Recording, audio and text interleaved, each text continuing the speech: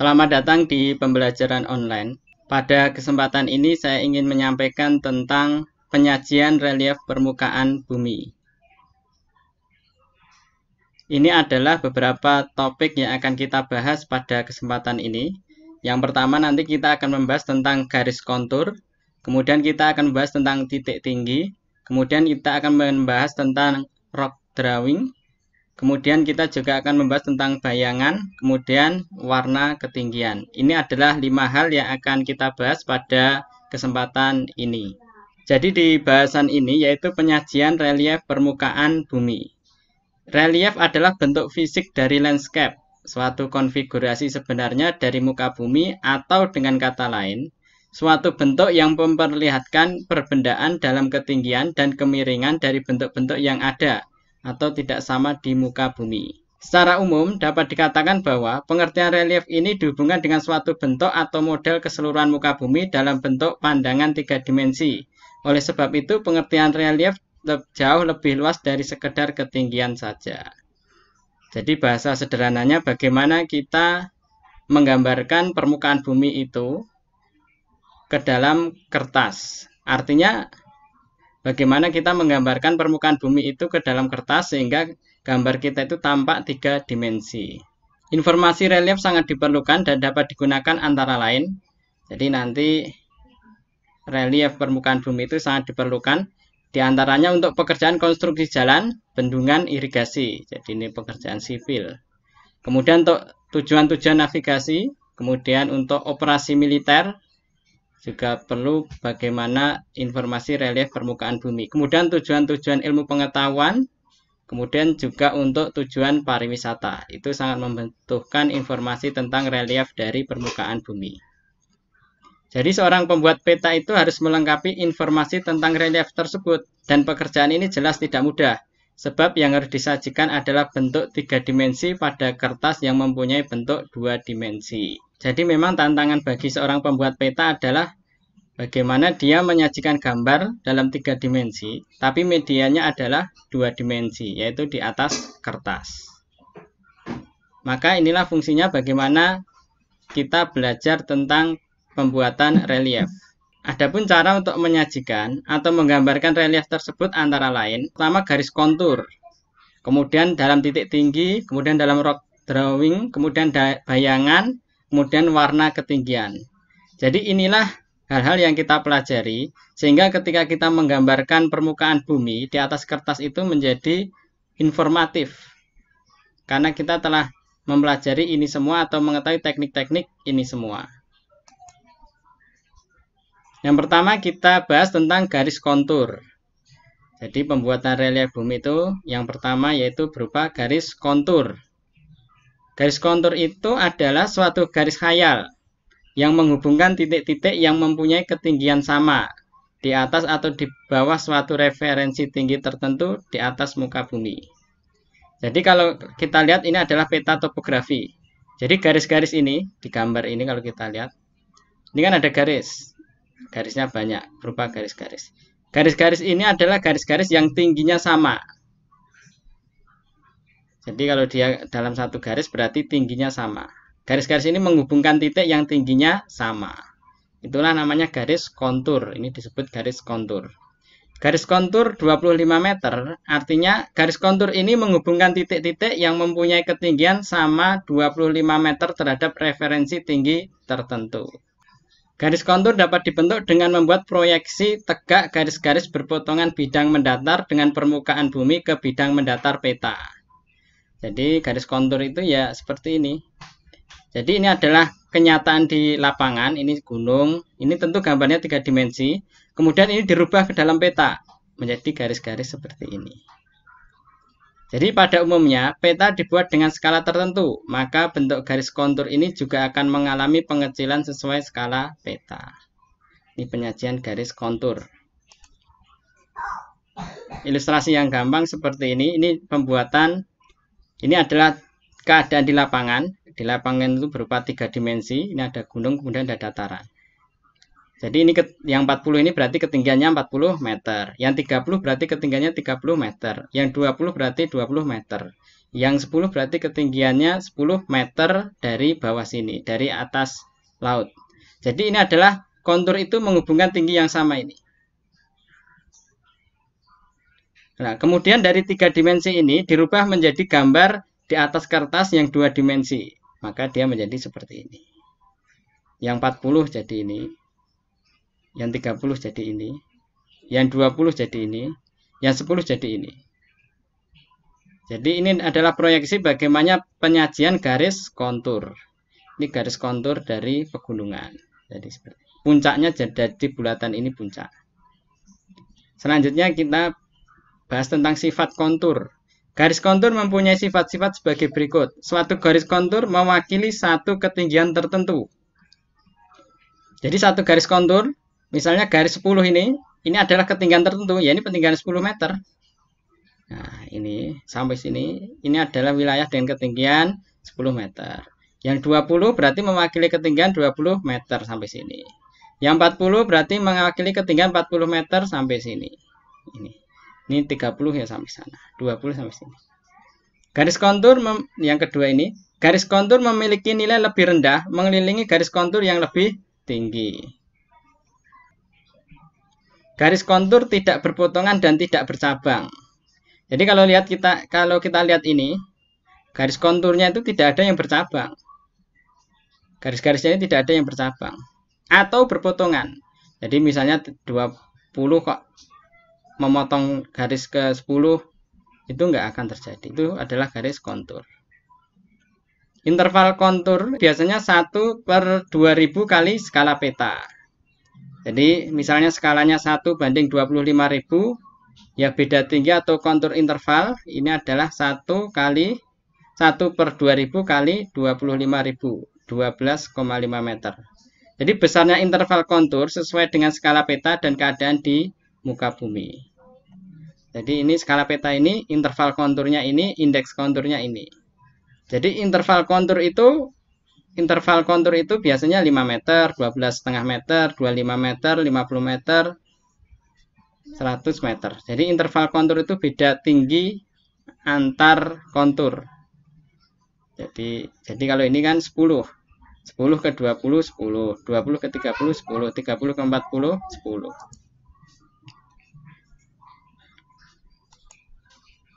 Selanjutnya sifat kontur yang kelima. Rangkaian garis kontur yang renggang menandakan permukaan bumi yang landai. Sebaliknya yang rapat menandakan permukaan bumi yang terjal atau curam. Jadi kalau kita baca kontur kok jaraknya jauh-jauh seperti ini renggang, itu berarti daerahnya landai. Kalau baca kontur kok garisnya itu rapat-rapat, itu berarti daerahnya curam. Yang keenam, dari sifat kontur, rangkaian garis kontur yang berbentuk huruf U menandakan punggung gunung atau punggung bukit. Jadi kalau kita perhatikan yang bentuk huruf U ini adalah punggung bukit. Ini bentuknya huruf U kan, ini berarti punggung bukit. Sifat kontur yang ketujuh, rangkaian garis kontur yang berbentuk huruf V terbalik menandakan suatu lembah atau jurang. Jadi kalau lembah ini kan ada jurang atau lembah, itu jadinya digambarkan itu seperti ini. V. Huruf V terbalik. Ini berarti kalau kita baca kontur seperti ini, oh berarti di sini ini kan rapat. Konturnya kan jaraknya rapat dibanding ini longgar. Kalau longgar ini kan berarti dia dataran. Kalau yang rapat ini berarti dia curam. Kalau yang di sini berarti dia lembah atau jurang. Tadi kita berbicara tentang sifat garis kontur, kemudian kita berbicara yang selanjutnya ini aturan garis kontur. Yang pertama adalah garis kontur itu menghubungkan titik-titik elevasi yang sama tinggi. Jadi garis kontur tadi itu menghubungkan titik yang sama tinggi. Jadi garis ini sama-sama ini 100 meter, 100 meter, 100 meter, 100 meter, 100 meter. Ini 80 meter, 80 meter. Jadi titik-titik yang sama tinggi itu dihubungkan. Maka itu menjadi garis kontur. Garis kontur harus selalu dibuat dengan tertutup atau harus berhenti pada bagian tepi peta. Jadi garis kontur itu selalu tertutup, bersambung garisnya. Nah, ini. Kecuali kalau dia sampai di tepi peta. Di tepi peta kan mau dihubungkan sini kan nggak muat tempatnya. Jadi kalau sampai di tepi peta baru dia terpotong. Tapi kalau masih di dalam peta dia akan tertutup. Jadi ini tinggian 200. Jadi wilayah yang ini ketinggian 200. Yang ketiga, kontur tidak akan masuk bangunan atau rumah, tetapi mengikuti tepi dari bangunan tersebut. Jadi kontur tidak akan menabrak bangunan rumah atau gedung. Yang keempat, apabila garis-garis kontur yang telah didapatkan memotong lembah, walaupun lembah tersebut tidak memiliki harga ketinggian tertentu, maka garis kontur tersebut dibuat meruncing ke arah hulu. Kemudian spasi atau jarak garis kontur disesuaikan dengan bentuk-bentuk lereng. Yang kelima, setiap garis kontur harus memiliki perbedaan yang jelas. Garis kontur tertutup yang memperhatikan depresi harus dibedakan dengan garis kontur tertutup lainnya yang menunjukkan bukit.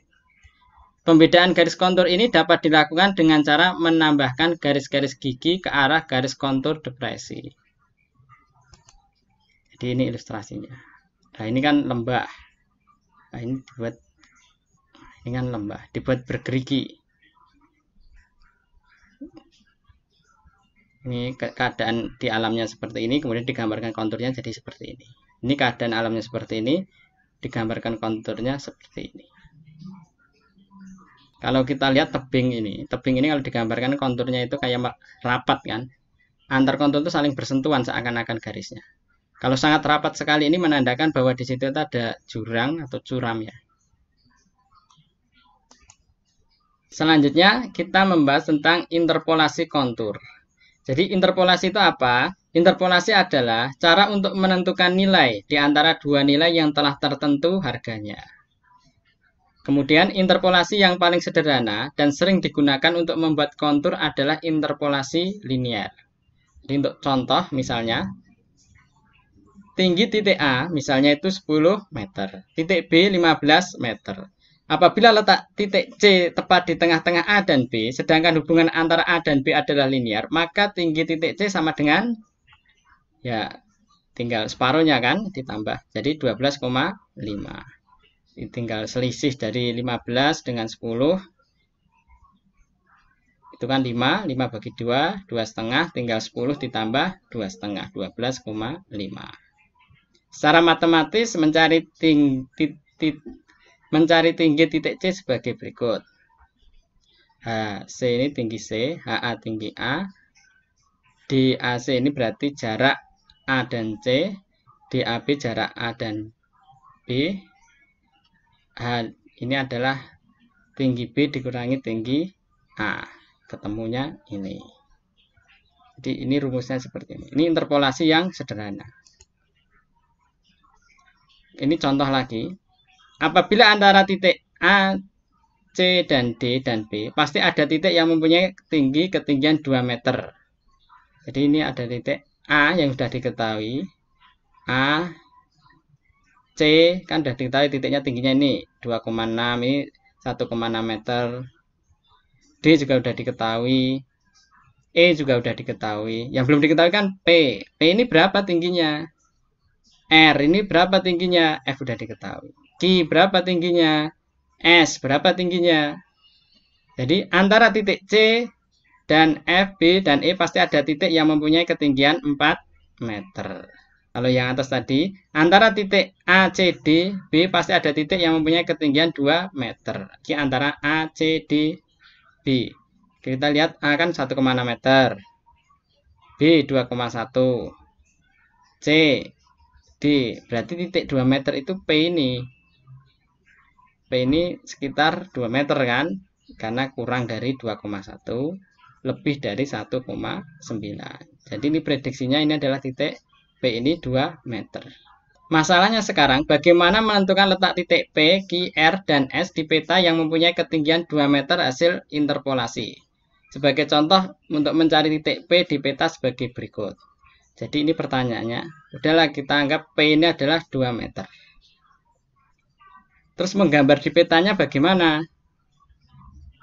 Apakah P itu di sini? Apakah P itu di sini? Apakah P itu di sini? Selanjutnya cara menjawabnya, ukur jarak A ke C di peta. Kita ukur A ke C ini jaraknya berapa. Jadi nanti misalnya jarak AC D ke AC ini ketika kita ukur adalah 5 cm. Maka kita gunakan rumus yang di awal tadi. Kita akan mencari adalah, ini adalah jarak DAP ini adalah jarak dari A ke P. Ini jarak A ke P ini berapa? Kan kita mau menggambar di peta. P ini mau kita beri jarak berapa milimeter ini ke sini ini. Atau berapa sentimeter ke sini ini. Kan kita masih belum tahu nulisnya. Yang jelas kita tahu bahwa P ini mencerminkan tinggi 2 meter. Cuma kita mau menggambarkannya di peta kan, apakah P itu di sini, apakah di sini, apakah di sini, atau bahkan mendekati sini kan, kita nggak tahu. Maka kita hitung di sini. Maka kita masukkan, ini HP. Tingginya P tadi kan 2 meter, diketahui di soal. P-nya 2 meter. Kemudian HA-nya, tinggi A-nya 1,6. Kemudian HC ini adalah ketinggian C, 2,6 meter. Kemudian HA, ketinggian A, 1,6 meter. Kemudian dikali 5. 5 itu ini. Jarak dari A ke C itu, jarak dari A ke C itu 5 cm. Sini tulis 5. Maka nanti ketemu, jawabannya adalah 1,748 cm. Jadi letak titik P, kita ukurkan sepanjang 1,748 cm dari titik A. Jadi ilustrasinya ini. Ini tadi titik A 1,6 meter, titik C 2,6 meter. Yang 5 cm tadi adalah jarak datar ini. 5 cm.